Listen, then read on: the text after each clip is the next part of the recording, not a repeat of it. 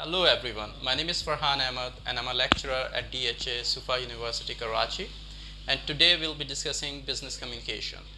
As you are aware that I've already created two lectures on the subject of business communication where we have discussed the introduction to business communication and its importance in the contemporary world, and I've also gone through some of the forms of communication. So in the last class we had discussed communication in terms of channel, where we discussed that communication in terms of channel can be divided into verbal and non-verbal, and in terms of style, communication can be divided into formal and informal communication. And then we discussed that yes, there are different levels of communication as far as the hierarchy is concerned, and we discussed how communication starts from intrapersonal communication and onwards. So that's something we'll be discussing today, along with the communication in terms of environment, internal communication and external communication. So let's start and we see how can we go ahead. So first one, in terms of channel,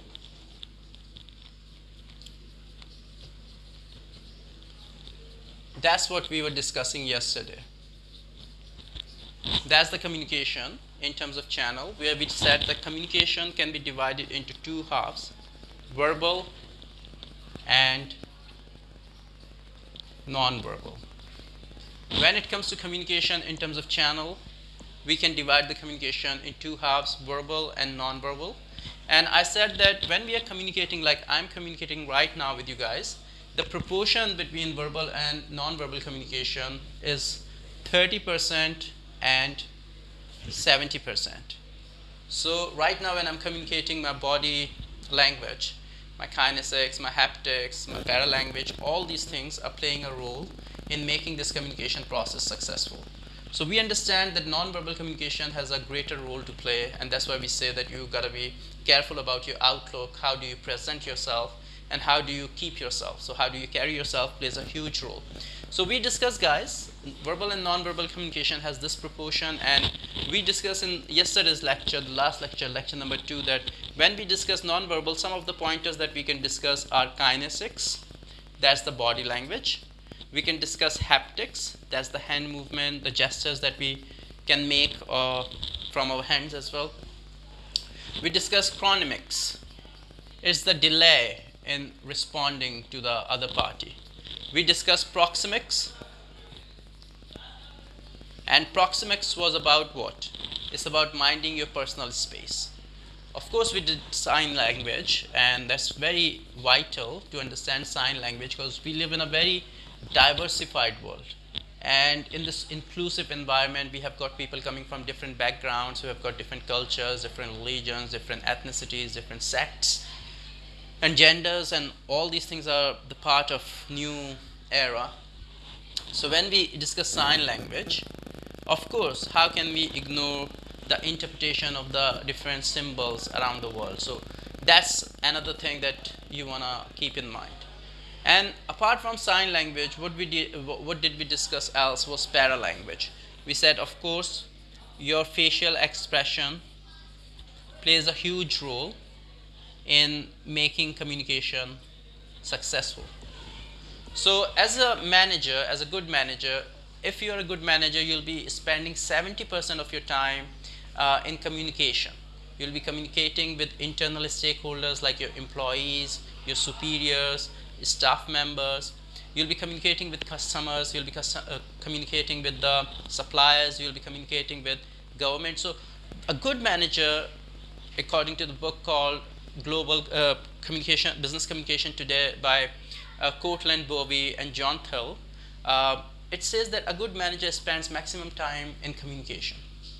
And we discussed yesterday that the communication is the lifeblood of an organization. So we do see that yes, non-verbal communication is playing a huge role here. And I just want to make sure that I have the right angle. So yeah, so non-verbal communication is playing a huge role. But when we discuss verbal communication, right now, when I'm communicating, I'm utilizing my oral and I'm utilizing my written communication here. So you see, whatever I have written on the board is the part of verbal communication, but that's the written side. So this is sort of supporting my entire communication process right now. And when we discuss oral communication, my spoken words My spoken words are the part of what? Oral communication right now. So that's another thing that you want to be careful with. That yes, verbal communication has got two parts, oral and written. Now, what do we rely most upon? Should we go for written communication? Should we go for oral communication? That's a question. So when we discuss oral and written communication, both the types of communication have got their own advantages and their disadvantages. And if we discuss the advantages of oral communication, I'll start writing here. So some of the advantages, if I want to discuss about oral communication, let's remove this part and utilize this half of the board to give you the information about oral communication. So of course, oral communication, the significance of oral communication cannot be understated, because you will be engaged in many communication events which demand oral communication. For example, phone calls, face-to-face meeting, video conferencing, all these things demand oral communication. However, when you engage in communication events like responding to emails, you're writing a business proposal, you're writing a business plan, that will demand written communication. So we see both the communication halves have got their own sort of like importance. So when we discuss oral communication, we have got some advantages and some disadvantages. So let's discuss advantages and some disadvantages. So in oral communication, what could be the advantage when I'm talking to you right now? One thing that is very important to understand is economical. It's not charging me anything.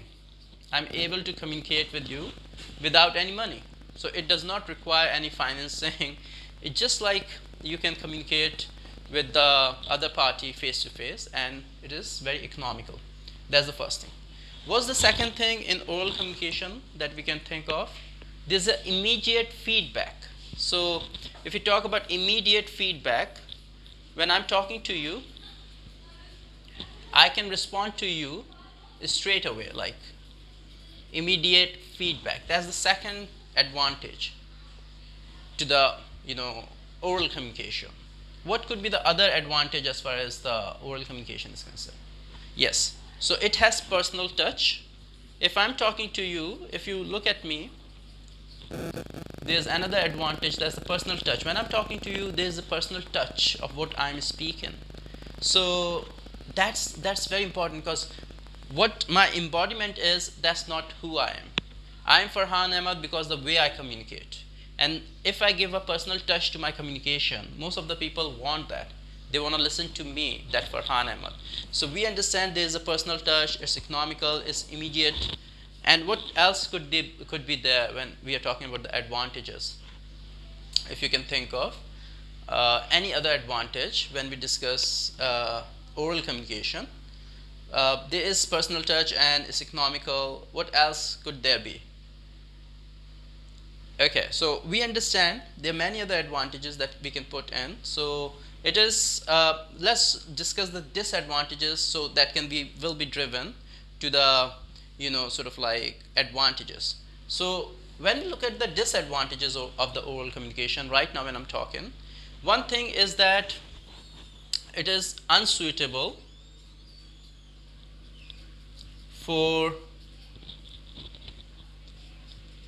lengthy messages.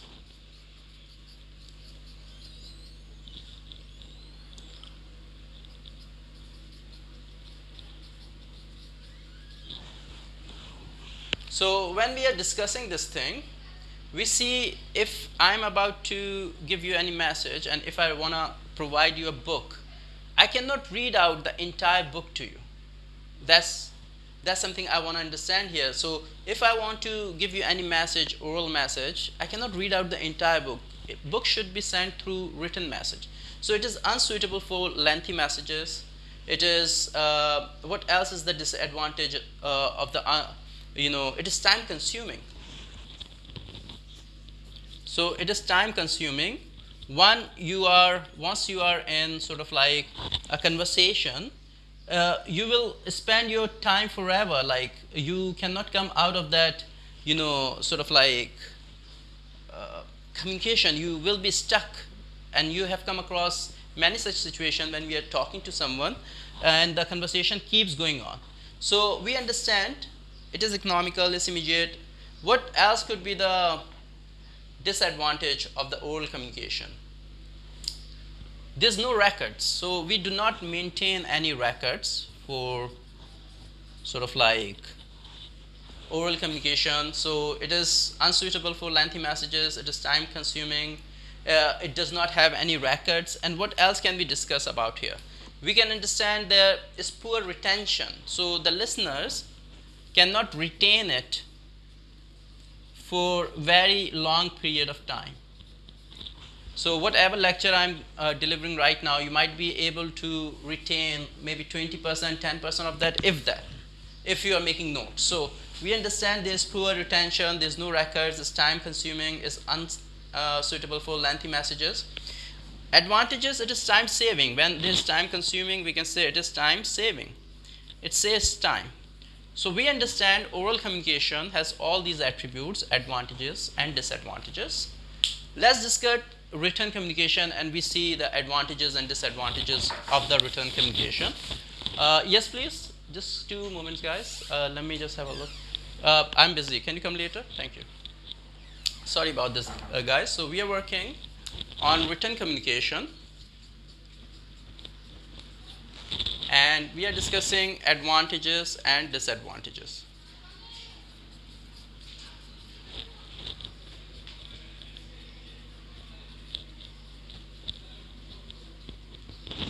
Okay. So let's discuss advantages and disadvantages of written communication, guys. So we have already gone through the advantages and disadvantages of oral communication. Let's discuss written communication and see how does that go. So when we discuss the written communication, we see there are certain advantages that we can work on. And what are those advantages? If we look at the first advantage of the written communication here is that it has record. There's a record of written communication. So when we talk about written communication, you can hold a record. You maintain a record for the written communication. Yeah.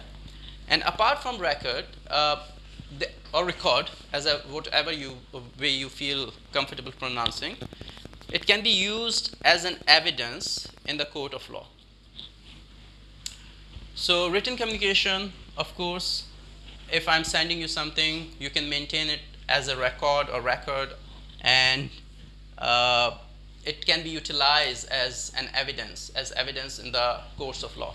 So apart from that, advantages that we have other advantages such as it is accurate. So written communication is accurate. You see, that's something we can work on, that written communication is accurate.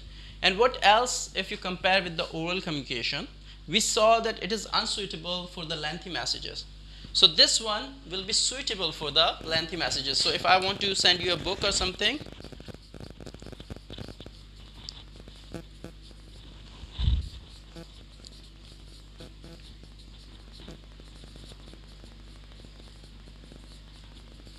so if I was to send you a book or something, I should send it in written form. So it is suitable for lengthy messages, it is accurate, it has evidence, it can be utilized as record. What else is there in terms of you see written communication? So we see that it has wide access. There's one thing that I want to put here, that is it has wide access. So nowadays, thanks to the emails, we can send mass emails to the thousands of people in one go, and the same amount of communication that you wanna, or same message that you wanna share, will be sent to maybe like hundreds of people. So we see these are the advantages of written communication. And if we discuss the disadvantages, so what's the disadvantage? A, it is expensive or costly. So any type of written communication that you wanna engage into, it is costly. You have to pay for it. If you are sending a letter, or if you're writing or any document, if you're posting it, it will require some form of financing, some form of cost. So we see it is costly. Apart from cost, what else could be the disadvantage? It is rigid. So written communication is very rigid. Okay, so you cannot change it once you have sent your letter or you have sent an email, unless it's WhatsApp or new platforms where you have the opportunity to sort of like edit the message. So it is costly, it's rigid. What else could be there? uh, Maybe confidentiality can be a big problem, that the confidentiality can be compromised, your emails can be hacked. So that's another factor that I have to put here, that yes, confidentiality can be compromised. So lack of secrecy, I'll put lack of secrecy here. So it's not too secret, because nowadays we live in a time where anything can get hacked and you're prone to data theft and all these things. Compare with what we have seen here, immediate feedback, we can put here delayed feedback. So we can put delayed feedback here. Okay, so that's something we have discussed, that it has delayed feedback. And what else can we put here? I think we have covered all the points, except one thing that we can put here. It is time saving and it is time consuming. So if you are writing a professional letter, a business letter or something, you will have to do the pre-writing, and then you will write, and then you'll do the proofreading. Or if you're writing any research article, if it is academic in nature, scholarly in nature, you will have to spend a lot of time to make sure that the best version can be published. So we now understand the first form of communication in terms of channel, and that is verbal and non-verbal. That's one part. Now we want to jump onto the second type, and that's the levels of communication. So let's remove this half, and it is the levels of communication are another interesting topic that we have to cover. And in terms of levels of communication, guys, the very first one that we can discuss is intrapersonal. Is what? Intrapersonal communication. So I always ask my students, like, who do you talk to most in a day? And they sort of like tell me that yes, it's our parents, it's our family members, it's so and so. But I tell them no. There's always some form of intrapersonal communication going on in here, which is invisible to the onlookers. So I cannot see what's going on in your mind. So one of the characteristics of intrapersonal communication is that you cannot view it, you cannot see it. So intrapersonal communication goes within the mind of person, and this is the first level of communication. That's the lowest level. Okay, and a person talks to himself most in a day. So intrapersonal communication can be about self-concept, it could be about self-belief, it could be about expectations. So you know expectancy theory in business and management, where managers try to understand the mindset of the employees, and they want to investigate what are their expectations. So intrapersonal communication relates to that half of the communication, where there's constantly something going on in your mind. And I've gone through some researches, and I've known some of the sources where they say that 70% of the intrapersonal communication is always negative in nature. So we always think that I will fail the exam, I will not get the job, things will go wrong, I might have a relationship breakdown. All these kind of things are the part of intrapersonal communication, which is always going. And when we are sleeping, we are also dreaming. So that world is also the part of intrapersonal communication. So that's very interesting. When we go up beyond intrapersonal, comes next. What is interpersonal? Okay, I have to put one more N here. So next one is interpersonal. So intra means within. Intra means within. So that's within a person, within your mind. Inter means between.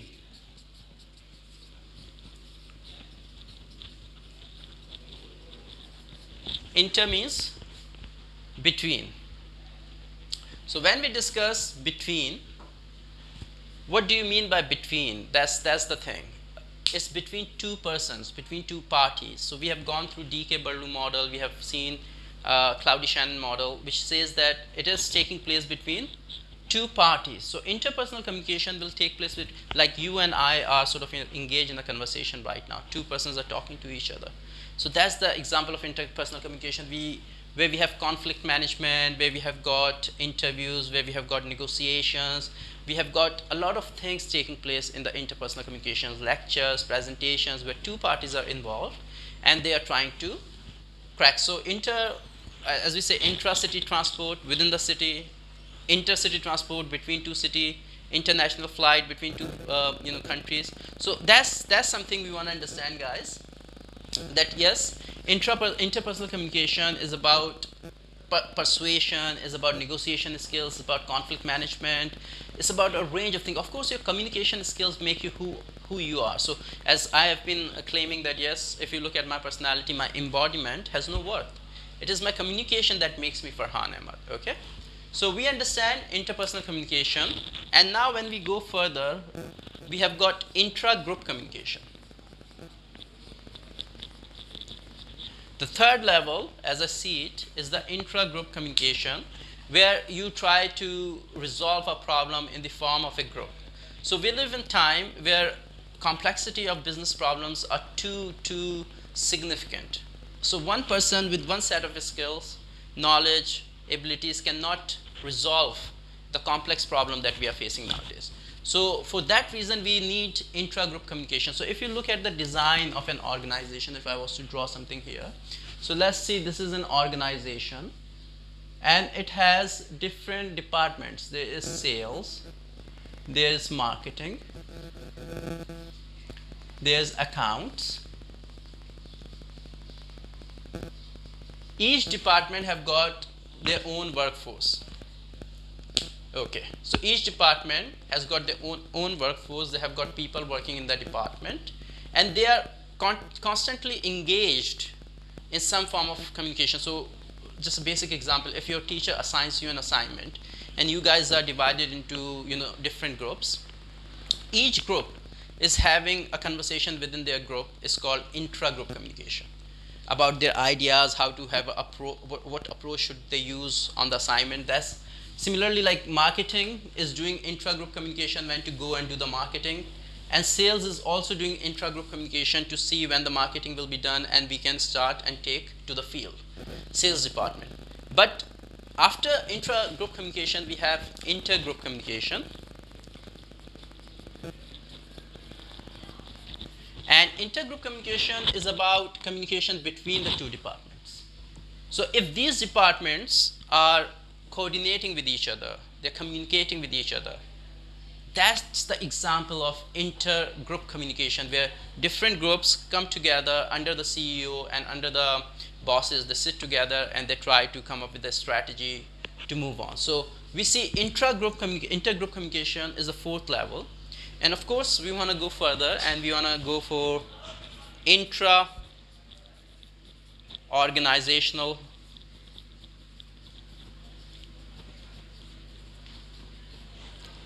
communication.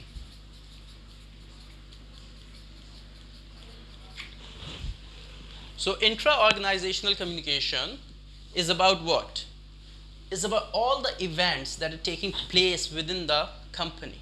So we said intra means what? Within. So if you talk about a company, for example, I am in a university right now, DHS Sufa University.